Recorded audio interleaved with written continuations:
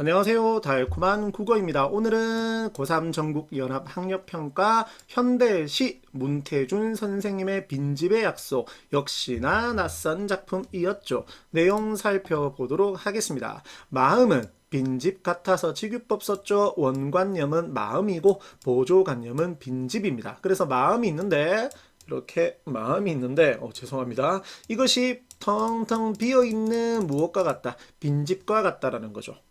어떤 때는 독사가 살고 그러면 빈집이니까 어떨 때는 누가 들어간 겁니다. 독사가 들어간 겁니다. 부정적인 거죠. 이거 세모. 어떤 때는 청보리밭 색채가 사용되었고 너른들 누가 봐도 이것은 어떤 거죠? 긍정적인 거죠. 들이 살았다. 볕이 보고 싶은 날에는 그러면 볕은 보고 싶은 대상이니까 긍정적. 보고 싶은 날에는 개심사 제가 찾아봤는데 충청남도 서산시 운산면 신창리 상황상 있는 절이랍니다. 이거 저거 이 분석 자료집에 넣을까 말까 고민하다가 솔직히 조금 재미삼아 그냥 넣었는데 몰라도 됩니다. 그냥 절 개심사라고 있으니까 절이라는 것까지만 알면 됩니다. 신검당 이것도 제가 한번 찾아봤는데 필수 어휘는 아닙니다. 우리가 고3 때까지 국어 공부를 하면서 필수 어휘라는 것이 있는데 이것은 그 필수 어휘에는 들어가지 않습니다. 신검당 볕 내리는 고운 마루가 들어와 살기도 하였다. 어떤 날에는 볕이 보고 싶은 날은 보고 싶은 날에 죄송합니다. 보고 싶은 날에는 볕 내리는 고운 마루가 들어왔답니다. 좋은 거겠죠? 싹 지우고 밑에 어느 날에는 또 어떤 날에는 늦 눈보라가 몰아쳐. 자, 막 눈보라가 몰아칩니다. 부정적이겠죠. 그래서 마음이 서럽게 되었답니다. 그러니까 마음은 빈집이니까 좋았을 때도 있고 나쁠 때도 있고 이렇다라는 거죠. 그래서 겨울 방이 방 한켠에 묵은 메주를 매달아 두듯. 그러면 묵은 메주 무엇일까? 미리 적어 나왔는데 마음에 봄 가을 없이 풍경들이 들어와 살았다. 화자의 내면에 풍경들이 들어왔다. 대단하게 어렵게 해석을 하지 말고 그래서 제가 해놓은 것처럼 이렇게 그냥 조금 단순하게 해석을 해도 됩니다. 낯선 작품을 해석을 할 때 문학 작품을 완벽하게 어떻게 해석을 하겠습니까?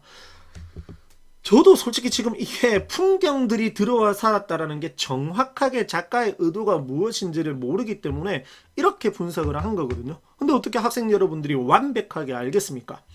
할 수 없는 것을 하려고 노력을 하는 건 아닙니다.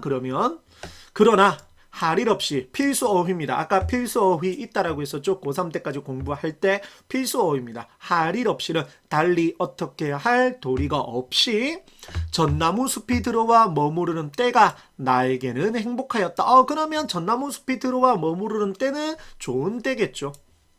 수십 년 혹은 100년 전부터 살아온 나무들, 천둥처럼 직유법, 하늘로 솟아오른 상성 이미지, 나무들, 문장 구조가 반복되었다라고도 볼 수 있네요. 죄송합니다. 뭉긋이 필수 어휘 아닙니다. 그래도 찾아는 놓았습니다. 약간 기울거나 굽어서 비스듬하거나 휘우듬하게. 무슨 뜻인지 저도 이게 뭉긋이가 무슨 뜻인지 저도 사전 검색을 하기 전에는 국어 선생님인 저로서도 몰랐습니다. 앉은 그 나무들의 울울창창한 고요를 나는 미륵들의 미소. 그럼 미륵들 정도는 알아봐야 되는데 미륵은 이거거든요.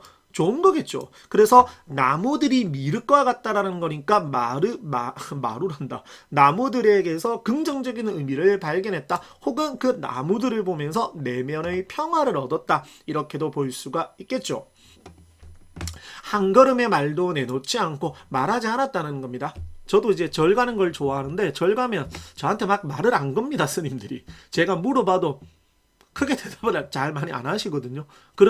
저는 그런 고요함으로 인해서 저를 좋아하는데 그런 거겠죠. 오롯하게 큰 침묵인 그 미륵들이 잔혹한 말들의 세월을 견디게 하였다. 냉혹한 현실, 그런 시련을 많이 치유해 주었다. 버티게 해 주었다. 이렇게 보시면 되겠죠. 그러나 전나무 숲이 들어앉았다 나가면 그뿐. 그러면 들어앉았다 나가면 다시 내면은 힘들어진다. 이렇게겠죠. 아니면 다른 것들이 들어올 수 있다. 이 말이겠죠. 어차피 빈집이니까요. 주인이 있는 곳이 아니잖아요. 마음은 늘 빈집이어서 마음 안에 그 둥그런 고요가 다른 것으로, 그러나 아무래도 다른 것은 꼭 무조건 부정적인 것이다라고 단정지을 수는 없겠지만 둥그런 고요와는 다른 것이기 때문에 부정적일 것이라고 추측할 수는 있겠죠. 대나무가 열매를 맺지 않듯 마음이란 그냥 풍경을 드러앉히는 착한 사진사 같은 거, 역시나 직유법을 통해서 마음을 이렇게 비유적으로 표현하였습니다. 그것이 빈집의 약속. 그러면 요 마지막 빨간색으로 이것이 빈집의 뭐다? 약속이다. 다양한 것들이 들어올 수 있다라는 거죠. 자, 이렇게 낯선 작품을 분석할 수 있었습니다. 깔끔한 정리 자료는 저희 달콤한 국어에서 확인하실 수가 있겠습니다. 감사합니다.